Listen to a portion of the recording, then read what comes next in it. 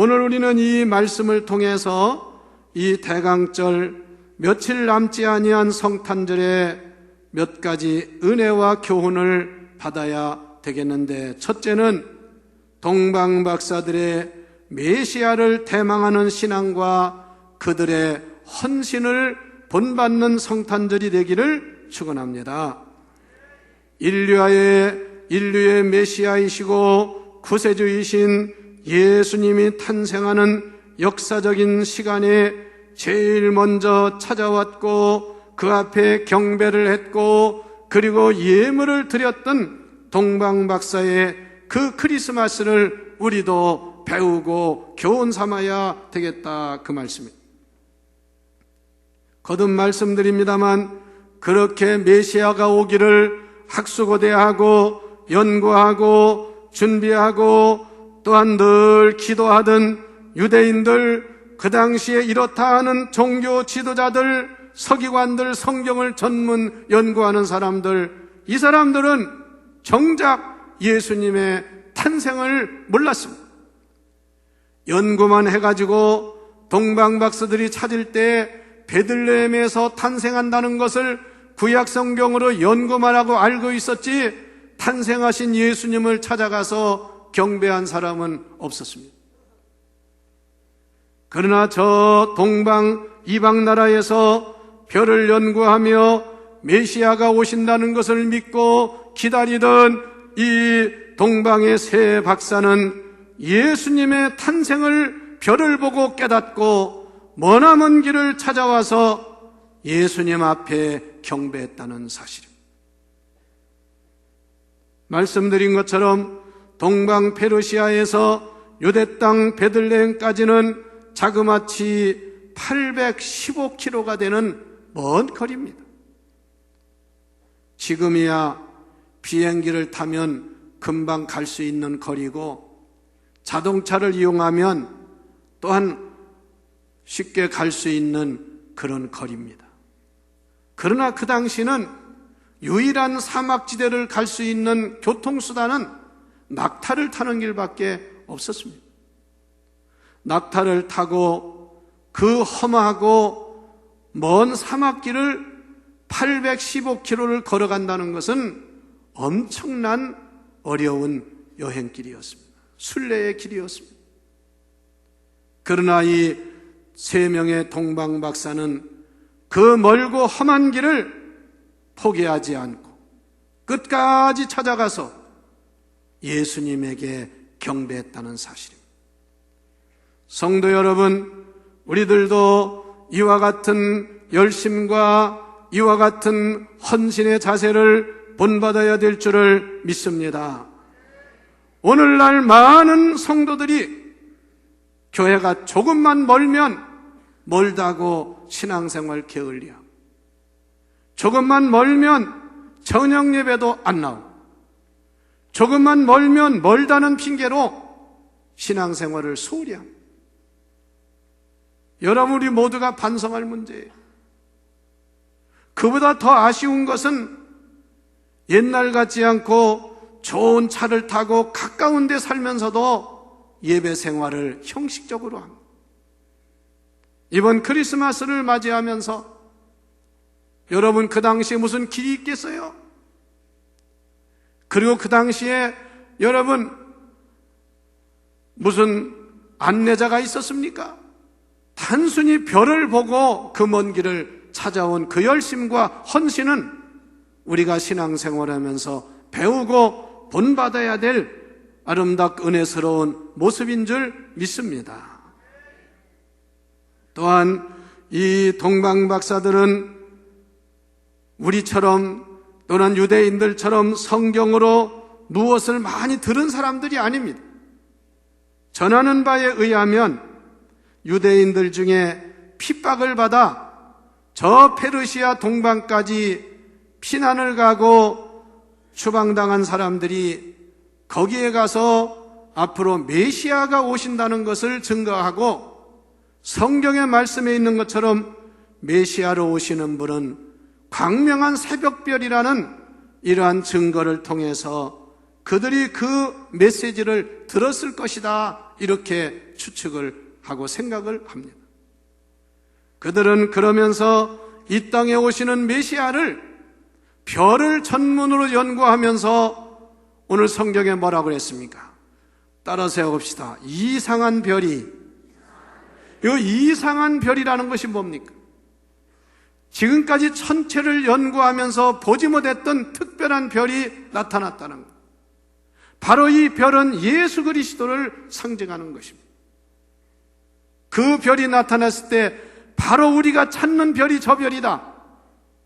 그 동방의 박사들은 준비한 것을 가지고 그 낙타를 타고 별의 인도를 받아서 베들레헴까지 왔다는 것입니다. 어떤 학자는 이런 추측을 했습니다. 여러분 물어봅시다. 별은 밤에 뜹니까? 낮에 뜹니까? 예? 그거 분간 못하는 분은 없지요? 별은 언제 떠요? 밤에만 뜨는 게 별이야. 그런데 이건 학자가 생각하는 겁니다. 그들이 별을 따라서 베들레헴까지 왔다는 얘기는 밤을 이용해서 찾아왔다는 얘기예요. 그런데 한 가지 더 알아야 될 것은, 사막지대라고 하는 것은 낮에는 정말 태양볕이 뜨거워서 움직이기 어려운 때고, 밤에는 또 동시에 밤에는 추운 것이 또 말이야. LA도요 사막성 기후라고 하는데요, 낮에는 아주 선선하고 좋은데 뜨거운데 밤만 되면 춥습니다. 그건 일부 사막성 기후고, 정말 예루살렘, 페르시아나 동방 이 지역의 사막지대는 밤에 춥다고 말이에요. 광야와 같은. 한번 상상해보. 저도 이 설교를 준비하면서요 상상해봤어요. 말이 그렇지 별을 따라서 온다는 것이 얼마나 어려운 일이에요. 또 별이 앞에서 인도합니까? 항상 하늘을 봐야 돼. 그 별을 따라서 갔다는 거예요. 이것은 뭘 말할까요? 우리 신앙도 언제나 별이 되시는 예수 그리스도를 바라보아야 합니다. 예수 그리스도를 따라가야 합니다. 그런데 많은 사람들이 예수 그리스도는 따라가지 않아. 다른 것을 따라간다거나 무슨 전통을 따라간다거나 사람을 따라가다가 실족하는 경우가 많지 않아요? 그래서 이 동방 박사들도요 내내 별을 따라서 잘 가다가 이들이 인간적인 생각을 한 거예요. 뭐냐면 유대인의 왕으로 오시는 분은 아마 예루살렘에 오실 거다. 왜? 그 당시에 유대의 수도가 예루살렘이거든요. 헤롯 왕궁이 예루살렘에 있거든요. 그러니까 이들이 별을 보지 않고 예루살렘으로 갔습니다. 다 가가지고. 그래 가서 왕궁에 들어가서 유대인의 왕으로 오시는 이가 어디에 계시뇨? 그랬어요. 이 왕궁에 있을 줄 알았어요. 그래서 헤롯궁에 예루살렘에 난리가 났습니다. 왜? 유대인들이 기다리고 학수고대하는 유대인의 왕이 탄생하시는데 어디 계시뇨? 그랬거든요. 제일 먼저 두려워하고 난리를 친 사람이 헤롯 왕입니다. 왜? 유대인이 왕이 오면 그 헤롯 왕이 위태롭기 때문에. 그래서 헤롯이 부랴부랴 대제사장과 성경을 전문으로 연구하는 서기관들을 불러가지고 메시아가 어디 오신다고 했느냐, 이걸 빨리 찾아내라 연구하게. 그래서 그들이 연구한 그것을 말하는데 저 유대 땅 변들이 베들레헴에 오신다는 거예요. 그래서 그 동방 박사들이 그 말을 듣고 베들레헴으로 출발을 합니다. 예루살렘에서 베들레헴은 10km의 거리입니다. 그때 헤롯이 동방 박사들을 불러서 이렇게 당부를 합니다. 너희가 만약 유대인의 왕으로 태어나시는 분을 발견하거든 즉시 나에게 알려줘라. 나도 가서 그에게 경배하리라 그랬어요. 여러분, 헤롯이 가서 경배하겠어요? 나중에 한 일이 뭡니까? 그 동방박사들이 헤롯의 말을 듣지 않고 하나님의 계시를 받아서 다른 길로 가라고 해가지고 다른 길로 자기 고향으로 가버렸어요. 그것을 안 헤롯이 나중에 어떻게 했습니까? 속은 줄을 알고요, 2살 미만의 그 베들레헴 지역에서 태어난 산의 아이들은 다 죽였습니다. 그때 이미 예수님은 애굽으로 피난을 갔을 때입니다. 이것이 헤롯 왕의 음모였어요. 그래서 이 동방박사들은 그때 정신을 차리고 다시 이 베들레헴으로 가는데, 여러분 성경에 보면 다시 베들레헴으로 별이 나타났어요. 자, 9절 말씀, 10절 말씀을 같이 한번 성경을 읽어보시기를 바랍니다. 9절 말씀 시작. 박사들이 왕의 말을 듣고 갈새 동방에서 보던 그 별이 문득 앞서 인도하여 가다가 악이 있는 곳 위에 머물러 서 있는지라. 10절. 그들이 별을 보고 매우 크게 기뻐하고 기뻐하더라. 여러분, 이 말씀에서 우리가 교훈을 받아야, 왜 신앙생활하다 실족합니까? 왜 신앙생활하다가 넘어집니까? 별을 보지 않고 자기 생각, 자기 감정, 자기의 주장대로 살기 때문에 그래요. 이 동방박사들이 잠시 그런 시험에 들었어요. 여러분들은 주님 나라 가시는 날까지, 주님 오시는 날까지 우리의 별이 되시는 예수 그리스도만 바라보시기를 바랍니다. 어떤 사람은 누구 때문에 실망했다, 무엇 때문에 예수 믿는 거, 신앙생활하는 거 시들해지고 실망했다고 합니다. 그 사람들이 예수님은 안 보고 별은 안 보고 사람을 봤기 때문에 그래요.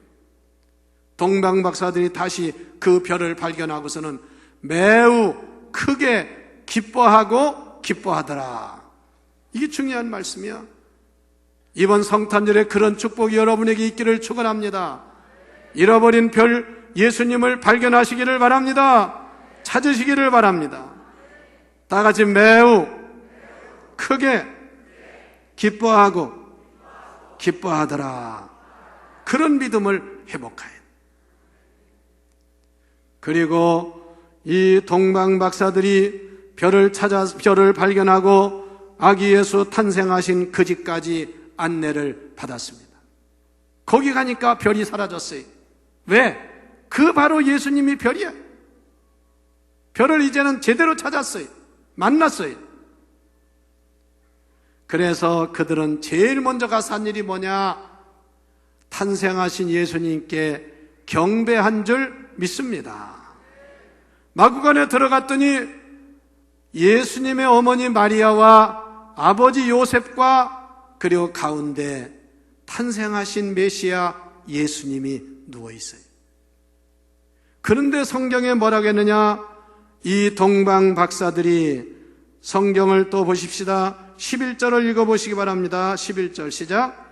집에 들어가 아기와 그의 어머니 마리아가 함께 있는 것을 보고 엎드려 아기께 뭐하고? 경배했다. 이거 중요한 거예요. 마리아에게 경배한 게 아니에요. 어떤 사람들은 마리아를 신적으로 숭배하는 것 지난주에 잘못됐다고 했지요.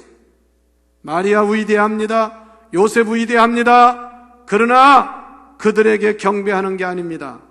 이 동방박사들은 이방인이었지만 오직 예수 그리스도에게만 경배한 줄 믿으시기를 바랍니다. 이게 크리스마스의 핵심이라고 말합니다.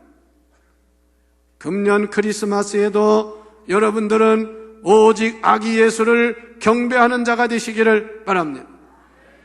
동방박사들은 말씀드린 것처럼 상당히 지체가 있는 사람들이고 존경받는 사람들인데, 이제 갓 태어난 핏덩어리 같은 예수님 앞에 경배했다 그 말이에요. 경배했다는 말은 프로스쿠네오 헬라어로 무슨 뜻이냐? 엎드려 무릎을 꿇고 절했다. 엎드려 무릎을 꿇고 예배했다, 그런 뜻입니다. 그래서 bow down, 엎드려서 무릎을 꿇고 워십, 영어 성경에 워십이라고 그랬어요. 예배를 드렸다, 그 말입니다. 아무쪼록 여러분들도 이번 크리스마스에 탄생하신 예수님께 온전히 경배하는 성탄절이 되시기를 축원합니다.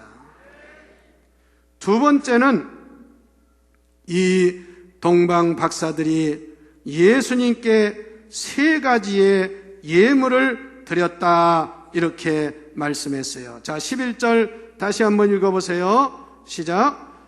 집에 들어와 아기와 그의 어머니 마리아가 함께 있는 것을 보고 엎드려 아기께 경배하고 보배합을 열어 황금과 유향과 모략을 예물로 드리니라. 할렐루야. 여러분 상상해 보세요. 그냥 덜렁덜렁 멀리서 온 길이 아닙니다. 그 먼 동방 페르시아에서 탄생하실 메시아를 기다리면서 그 아기 예수님에게 드릴 예물을 준비했다는 것입니다. 얼마나 정성과 헌신을 다하는 모습입니까? 여러분들도 주일날 교회 올 때마다 하나님께 드릴 제물을 준비하지요? 그냥 교회 와가지고 부시럭부시럭해서 내는 게 아니죠. 준비해가지고 와서 정성껏 하나님께 바치죠. 동방 박사들이 그 아기께 드릴 예물을 준비해가지고 먼 길을 왔습니다. 그래서 세 가지 예물을 드렸는데 황금과 유향과 모략이라. 황금이라고 하는 것은 그 당시에는 왕에게만 드리는 제물이 황금입니다. 옛날 우리나라도요, 모든 금은 왕실에서 사용했습니다. 그래서 예수님이 이 땅에 왕으로 오신 것을 경배하고 그에게 예물을 드렸다는 것입니다. 두 번째가 유향을 드렸습니다. 유향은 구약시대 제사를 드릴 때 하나님께 드리는 제물이었습니다. 그래서 그 제사에 향을 피워서 하나님께 아름다운 제물을 드린 거예요. 바로 이것은 예수 그리스도가 이 땅에 대제사장으로 오신 주님인 것을 경배하고 예물을 드렸다는 말씀입니다.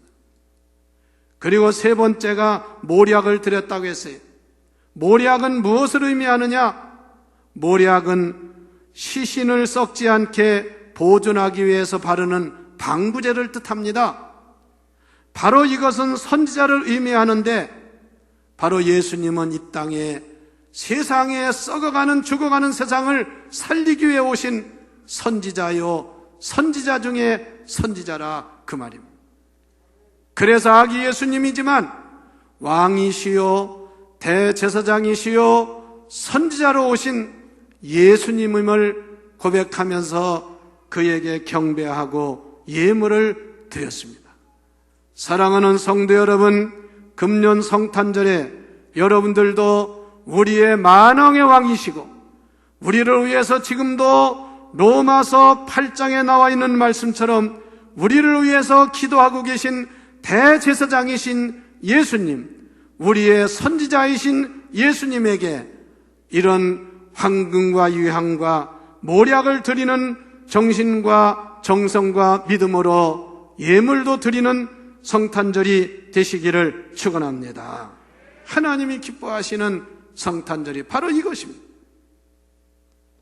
마지막으로 우리가 이 동방 박사들에게서 받아야 될 교훈은, 이 동방 박사들은 예수님을 경배하고 예물을 드린 다음에 다 같이 12절 말씀을 읽어 보십시다. 12절입니다. 시작.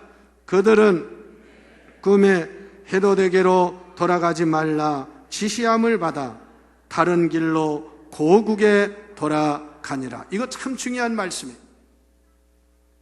여기 성경에 나오는 꿈이라는 것은 하나님의 계시입니다. 이렇게 해석할 수 있습니다. 그들은 하나님의 계시를 받아 헤로데게로 돌아가지 아니하고 헤롯으로 돌아가지 말라는 지시함을 받아 다른 길로 고국으로 돌아갔느니라. 여러분, 이 말씀이 뭘 의미할까요? 성탄절에 예수님을 만난, 별을 발견한, 예수님을 경배한 우리 성도들은 이제 새로운 길을 걸어야 되는 줄 믿습니다. 이겁니다. 바로 헤롯에게 알려다는 것이 하나님의 뜻이 아닌 것을 알고 그것을 거부하고 다른 길로 자기 고향으로 돌아갔다, 그 말입니다. 그 영어 성경 이렇게 표현했어요. They returned to their country. 그 다음에 by another route. 다른 길이 아니라 another route. 다른 루트를 통해서 고향으로 돌아갔다, 그 말입니다. 성도 여러분, 우리는 크리스마스를 해마다 연말에 12월 25일 날 맞이하고 끝나는 것이 아닙니다.